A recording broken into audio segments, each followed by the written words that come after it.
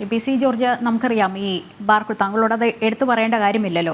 വീണ്ടും ഒരു ബാർ കോഴയ്ക്ക് കളമൊരുങ്ങുന്നു എന്നുള്ള രീതിയിൽ ബാർ ഉടമയുടെ ശബ്ദ സന്ദേശം പുറത്തു വന്ന സാഹചര്യം. അതിനുശേഷം സംഘടനകൾ അദ്ദേഹത്തെ തള്ളി പറയുന്നു. അദ്ദേഹം തന്നെ ഇന്നലെ സംഘടനയുടെ കാര്യം ആവർത്തിച്ചുകൊണ്ട് കെട്ടിടം പണിയാൻ വേണ്ടിയിട്ടായിരുന്നു എന്നുള്ളത് ആവർത്തിച്ചുകൊണ്ട് അനിമോൻ എന്ന വ്യക്തി തന്നെ മുന്നോട്ട് വരുന്നു. അപ്പോഴാണ് ഈ ടൂറിസം വകുപ്പ് 21-ാം തീയതി വിളിച്ച യോഗത്തിന്റെ ഏക അജണ്ട ഈ മദ്യനയം മാറ്റുന്നതിലുള്ള കാര്യമായിരുന്നു, മദ്യനയത്തിൽ ഇളവ് വരുത്തുന്നതിലുള്ള കാര്യമായിരുന്നു. അതിൽ ഇത്തരത്തിൽ ഈ സംഘടനയുടെ പ്രതിനിധികളും പങ്കെടുത്തിട്ടുണ്ട് എന്നൊക്കെയുള്ള വിവരങ്ങൾ ഇപ്പോൾ പുറത്തു വരുന്നത് എങ്ങനെ നോക്കി കാണുന്നു? അതായത് വളരെ വ്യക്തമാണ്, ഏറ്റവും കൂടുതൽ രാഷ്ട്രീയക്കാർ കൊള്ളയടിക്കുന്ന മദ്യത്തിലൂടെയാണ്. സത്യത്തിൽ ഉമ്മൻചാണ്ടിയുടെ AKന്റെ ഗവൺമെന്റ് വന്നപ്പോഴാണ് അതിന് മാറ്റമുള്ളത്. ഏക മാറ്റമുള്ള കാലഘട്ടം അതാണ്. അന്ന് അദ്ദേഹം സമ്പൂർണ്ണമായിട്ട് ചാരായം നിരോധിച്ചു തുടങ്ങി.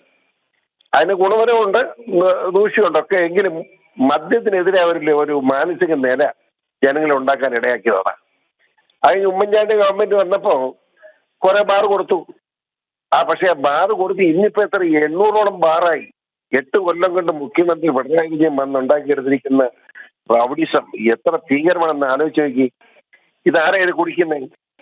ഈ ബാറും ഇതൊക്കെ മദ്യം കുടിക്കുന്ന ആരാ? എല്ലാവരും പുറത്ത് സമ്പന്നന്മാരാ, പുറത്ത് വരുത്തി കഴിക്കുന്നതല്ലാതെ ഇവിടുത്തെ മദ്യം ഒന്നും ഉപയോഗിക്കുന്നില്ല. അവൻ സ്കോച്ചും അതുപോലെ തന്നെ അതിന്റെ വേറെ ബ്രാൻഡിയൊക്കെ കിട്ടാറുണ്ട്, അവനെ അത് കഴിക്കും.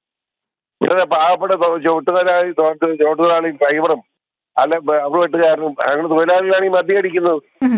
അവനെ കൊള്ളയടിക്കുക. പാവപ്പെട്ടവര് പണം പിന്നെയും കൊള്ളയടിച്ച് സർക്കാർ എത്ര ശതമാനം എത്ര നികുതിയാ? ഇത് വളരെ ഗതികെട്ട കാര്യമാണ്.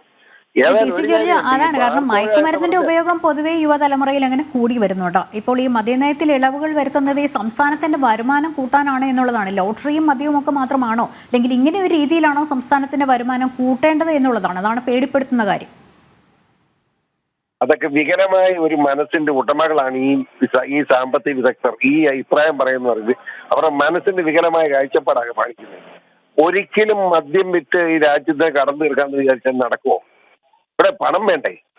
5.5 ലക്ഷം കോടി രൂപ കടമാക്കി വെച്ചിരിക്കുന്ന സർക്കാരിന് മുന്നോട്ട് പോകാൻ കഴിയാത്തപ്പോ ഈ ജനങ്ങളെ ചിന്തയെ മാറ്റിവിട്ടേ മതിയാവൂ. അല്ലെ ജനം രോഷാകുന്ന സാഹചര്യം ഉണ്ടായില്ലേ? ശ്രീലങ്കയിൽ ഉണ്ടായല്ലോ. 3.5 ലക്ഷം കോടി കടമായപ്പോഴാണ് ശ്രീലങ്ക തകർന്നത്. ഇത് ഒരു ചെറിയ സ്റ്റേറ്റാ. 190 കിലോമീറ്റർ നീളവും 67 കിലോമീറ്റർ വീതി ആവറേജ് ഉള്ള ഒരു ചെറിയ സ്റ്റേറ്റാണ് ഈ 5.5 ലക്ഷം കോടി രൂപ കടമുണ്ടാക്കി വെച്ചെങ്കിൽ എവിടെ പോയി തീരും ഇത്?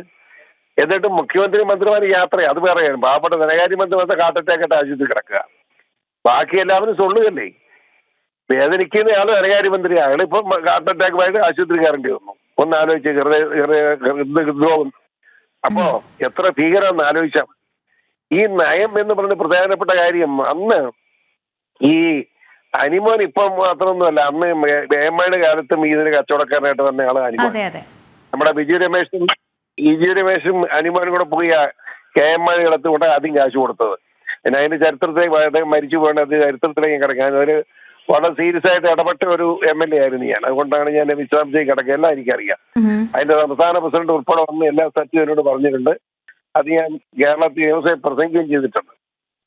പിന്നെ ഇപ്പോഴത്തെ നില തന്നെ, ഇപ്പോ ഞാൻ ചോദിക്കുന്ന ഇവരുടെ നയം എന്ന് പറഞ്ഞാൽ നേരത്തെ തന്നെ നമ്മുടെ മന്ത്രിമാര് തന്നെ പ്രഖ്യാപിച്ചു, LDF കൺവീനർ തന്നെ പ്രഖ്യാപിച്ചു മദ്യനയത്തെ മാറ്റം വന്നു.